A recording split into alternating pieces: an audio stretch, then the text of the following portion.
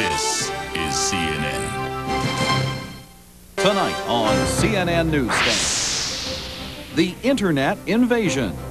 Joining us from our Los Angeles bureau, Stuart McClure, president of Rampart Security Group, a security training and consulting company.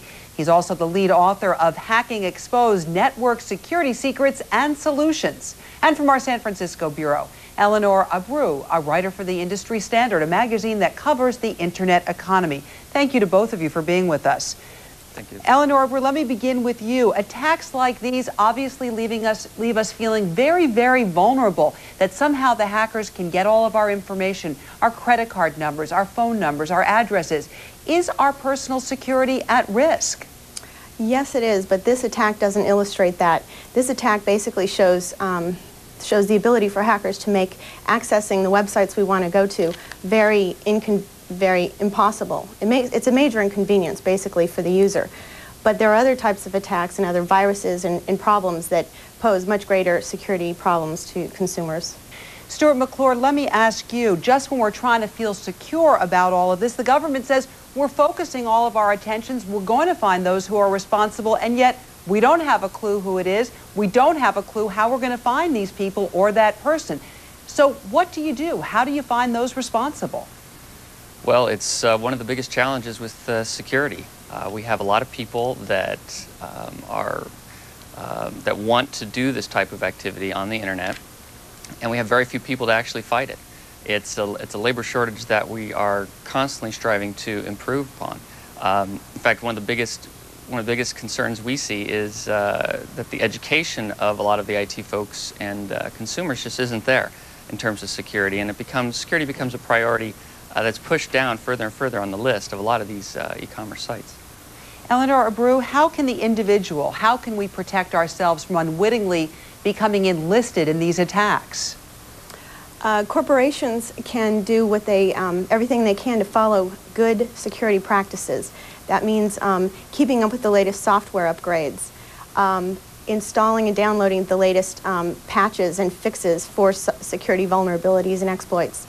Consumers can follow pretty much the same thing. There's a little bit more they can do, strong passwords, executables that are in attachments on emails are considered pretty dangerous and risky as well.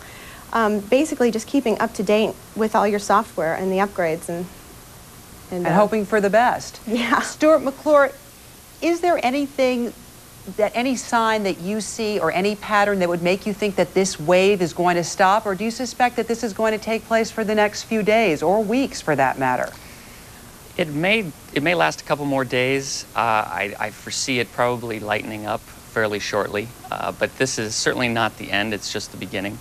As more and more companies go online, as more and more consumers depend on e-commerce online, you're going to find a lot of people wanting to bring those folks down and compromising those systems.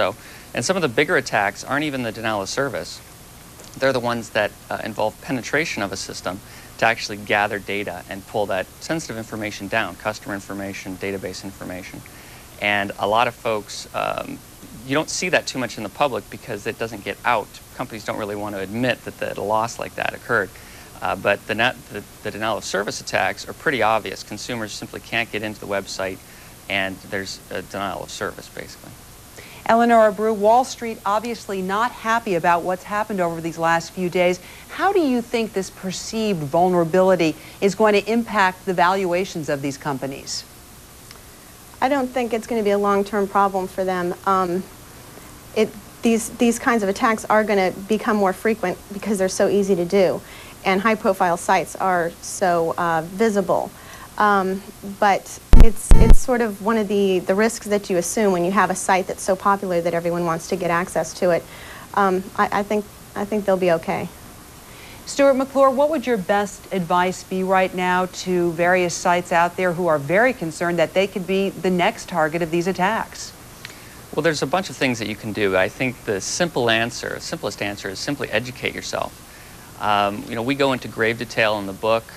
We teach a class that basically shows how people get into the systems, because that, we believe, is truly the only way that you can actually prevent these folks from getting in, is by understanding what they do.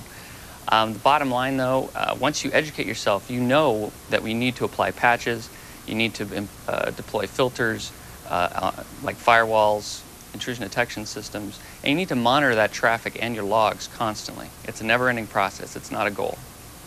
Eleanor Abreu, are you surprised that no one is taking credit for these attacks?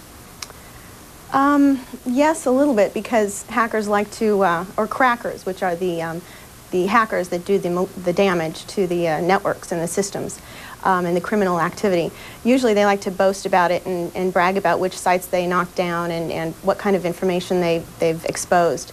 So, yeah, I'm a little surprised that no one's stepped forward yet. Maybe, I don't know, maybe they've got more in plan, in mind, or I don't know, maybe they're just sending a message and sitting back and watching what happens.